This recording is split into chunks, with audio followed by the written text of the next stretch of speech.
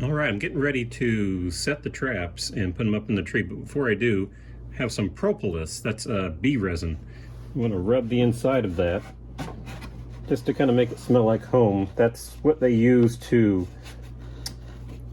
they'll use that to kind of fill up any holes and make it waterproof. So I'm going to rub that around in the trap and kind of stick it to it. And also these little tubes that you see down here,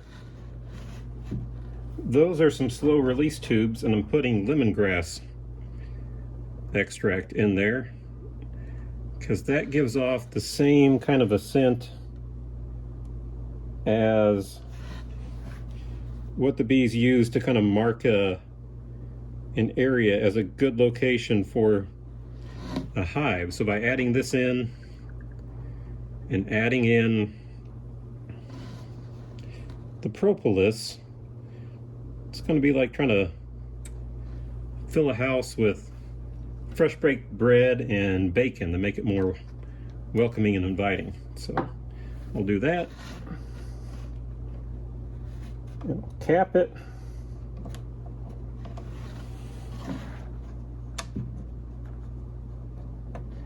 And that might be a little bit much in that one. Now I'll put some of our frames we made in there. With the lure and the propolis put in, it's now kind of smelling like fresh baked bread and bacon. So now we're going to furnish the home for them.